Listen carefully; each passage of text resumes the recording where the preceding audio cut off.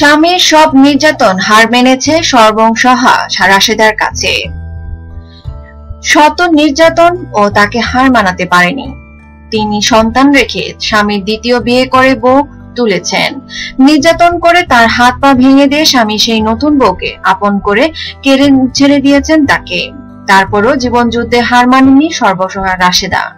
ছোট 3 সন্তানকে নিয়ে জীবন সংগ্রামে অবতীর্ণ হয়েছেন শেরপুরের শ্রীবদরদী উপজেলার ৬০ কাকরা গ্রামের সুনু শেখের এই মেয়ে। প্রায় ২০ বছর আগে চোখে স্বপ্ন আর মনে আশা নিয়ে একই উপজেলায় রহমতপুর গ্রামের বাবুল মিয়ার সঙ্গে গড় বাঁধেন রাশেদা বেগম। কয়েক বছর আগে ব্যবধানে তাদের ঘরে আসে 2 ছেলে আর 1 মেয়ে। কিন্তু সেই স্বপ্ন আর আশা নিয়ে রাশেদার গড় বেঁধেছিল। বেশি দেরি হয়নি তা ধূলিসাৎ হয়ে যায়। স্বামীর অলসতা, কর্মবিমুখতা আর জুয়া খেলায় আসক্তির কারণে কয়েক বছরের মধ্যেই সংসারে আর্থিক দৈন্যতা দেখা দেয়। সেই দৈন্যতা ঘুচাতে পৈতৃক সূত্রে পাওয়া জমিটুকু বিক্রি করতে শুরু করেন স্বামী। এর সঙ্গে যুক্ত হয় পরনারীর প্রতি আসক্তি। হঠাৎ একদিন স্ত্রী ছেলে মেয়েকে ফেলে তার স্বামী চলে যান ঢাকায়। তার অনুপস্থিতিতে ক্ষুধার্ত সন্তানদের মুখে খাবার তুলে দেওয়ার জন্য এখন তিনি কি করেন? কোনো উপায়ান্ত না পেয়ে মাটি কাটার কাজ, অন্যের বাড়িতে জিজির কাজ করে স্বামীর বিটা আগে রাখেন।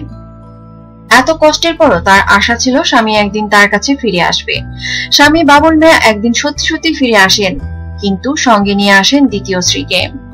এরপরও সতীন নিয়ে ঘর করতেন আপত্তি করেননি রাশেদা। তাকে মানতেও আপত্তি ছিল সতীনের। তারই প্ররোচনায় চরিত্রহীন অপবাদ দিয়ে রাশেদাকে সন্তান সহ বাড়ি ছাড়া করতে শুরু হয় নির্যাতন। নির্যাতন এত নির্মম হয় যে একদিন স্বামীর মারের চোটে তার 1 হাত পা ভেঙে যায়। অভুক্ত অবস্থায় সন্তানদের নিয়ে বিনা চিকিৎসায় একদিন 1 রাত ঘরেই পড়ে থাকেন। খবর পেয়ে রাশেদার মা 3 সন্তান সহ মেয়েকে উদ্ধার করে নিজের বাড়িতে নিয়ে যান। মেয়েকে হাসপাতালে ভর্তি করে সুস্থ করে তোলেন। চিকিৎসক সুস্থ হয়ে উঠলেও 2টো স্ক্র্যাচ রাশেদার পথ চলার সঙ্গী। এরপর স্বামী আর তাকে ঘরে নেননি, তিনিও আর স্বামীর বাড়িতে ফিরে যাননি।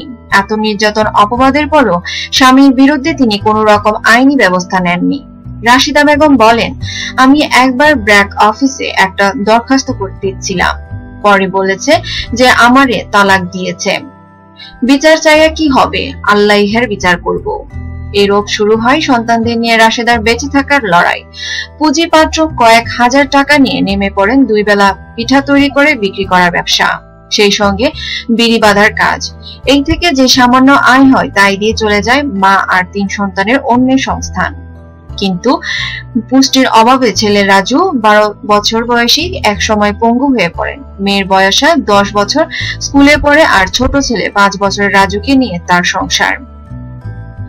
আলাপচরিত রাশেদা জানায়, তাকে মেরে হাত পা ভেঙে দেওয়ার ঘটনার কয়েকদিন পরে স্বামীর দ্বিতীয় স্ত্রী পালিয়ে যান।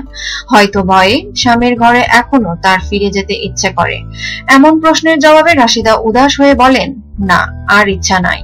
ওই এলাকার তাঁতিরহাটি উন্নয়নের চেয়ারম্যানের মো বিল্লাল হোসেন বলেন, রাশেদ খুব অসহায় একজন নারী। তার বিষয়টি নিয়ে সালিশ দরবারও করেছি। তাকে কষ্টে শিষ্টে তার সংসার চলছে। তাকে আমরা ইউনিয়ন পরিষদ থেকে একটি বিজিডি কার্ড দিয়েছি। শ্রীবদরদী উপজেলা মহিলা বিষয়ক কর্মকর্তা ফাতেমা জোহরা বলেন, নির্যাতনের বিভীষিকা মুছে ফেলে নতুন উদ্যমে জীবন শুরু করার জীবন সংগ্রামে আত্মপ্রত্যয় নারী রাশেদা বেগম। গত বছর বেগম রোকেয়া দিবসে তাকে জয়িতা সম্মাননা প্রদান করা হয়েছে।